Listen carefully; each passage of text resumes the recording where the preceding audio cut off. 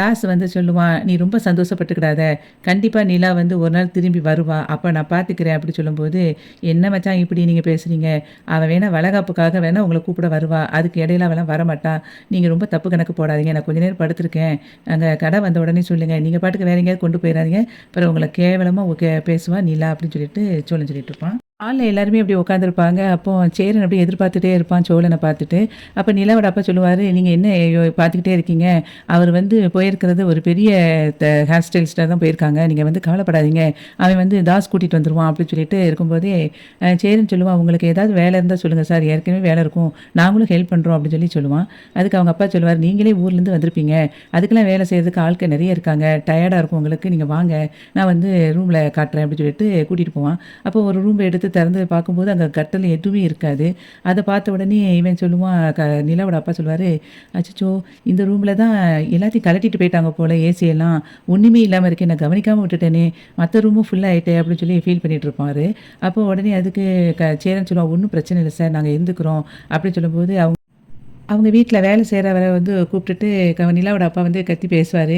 "எதுக்கு இதெல்லாம் கவனிக்கலையா?" அப்படின்னு சொல்லிட்டு இருக்கும்போதே, சேரன் சொல்லுவான், "அதெல்லாம் ஒண்ணும் பிரச்சனை இல்ல சார். நாங்க இருந்துக்கிடுவோம்." அப்படின்னு சொல்லி அவன் சொல்லுவான்.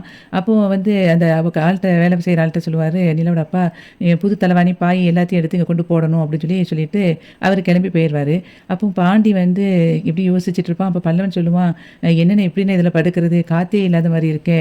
அப்படின்னு சொல்லும்போது, அங்க ஒரு டேபிள் ஃபேன் மாரி இருக்கும். அத எடுத்து கொண்டு வச்சு அவனுக்கு காத்து வர வைப்பான் பாண்டி. அதுக்கப்புறம் எல்லாருமே சரின்னு சொல்லிட்டு போய் படுத்துருவாங்க. சோழன் அங்கேருந்து வருவான். அப்ப வரும்போது அவன் கேட்பான், அவங்க அப்பாவ எங்கேன்னு கேட்டுட்டுருப்பான் அந்த வேலை செய்ற ஆள்ட்ட. அவர் மொட்டை மாடியில படுத்திருக்காரு அப்படின்னு சொன்ன உடனே நேரா போவான். போயிட்டு ஏன்ப்பா இங்க படுத்திருக்கீங்க? வாங்க உள்ள போலான்னோனே, எனக்கு இங்க தான் பிடிச்சிருக்கு. இங்க தான் காத்து நல்லா வருது சிலு சிலுன்னு. அங்கலாம் புழுக்கமா இருக்கு அப்படின்னு சொல்லுவாரு. எதுக்கு இப்படி சொல்லிட்டு இருக்கீங்க? உங்கள யாரும் அங்க சொன்னாங்களா ஏதாவது? அப்படி சொன்னா என்ட்ட சொல்லுங்க அப்படின்னோனே, என்னைய யாரும் சொல்லலப்பா. நீ போய் இரு. எனக்கு இங்க தான் பிடிச்சிருக்கு. நமக்கு எப்பவுமே இப்படி மொட்டை மாடி அந்த மாரி காத்து தான் நமக்கு பிடிக்கும் அப்படின்னு சொல்லிட்டு அவர் இருப்பாரு. அதுக்கப்புறம் சோழன் வந்து எல்லாரும் இப்படி இந்த இடத்துல காத்து இல்லாம இப்படி படுத்துருக்கிறத பார்த்துட்டு கவலையா அப்படியே நின்னுட்டே இருப்பான். அப்ப நிலா அங்கேருந்து வருவா. நிலா வந்து கேட்பா, "என்ன சோழன் வந்துட்டீங்களா அதுக்குள்ள? சரி வாங்க படுக்க போலாம். அவங்களலாம் எங்க?" அப்படின்னு சொல்லி இவ கேட்பா.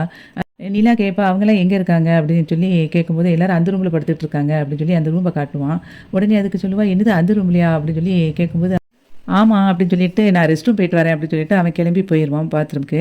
அப்போ போகும்போது அவங்க அப்பா அங்கேருந்து வருவாரு. வந்துட்டு வந்த உடனே இவ கேட்பா, "ஆமா, நீங்க என்ன பண்ணி வச்சிருக்கீங்க?" அப்படின்னு சொல்லி கேட்பா. அப்போ சொல்லும்போது, "என்ன பண்ணியிருக்கேன்?" அப்படின்னு சொல்லி அவர் கேட்பாரு. உடனே அதுக்கு அவ சொல்லுவா, "ஆமா, எங்க வீட்ல வந்தவங்க எல்லாத்தையும் நீங்க அங்க படுக்க வச்சிருக்கீங்க." அப்படின்னு சொல்லும்போது, "அங்க படுக்க வச்சா உனக்கு என்ன? அது ஸ்டோர் ரூமு. எப்படி நீங்க அங்க படுக்க வைக்கலாம் எங்க வீட்ல உள்ளவங்கள?" சொல்லிட்டு இருப்பா. "ஏம்மா அவங்களே ஒண்ணும் சொல்லல. உன்கிட்ட எதுவும் அவங்க கம்ப்ளைண்ட் பண்ணாங்களா?" அப்படின்னு சொல்லி அவரு கேட்பாரு.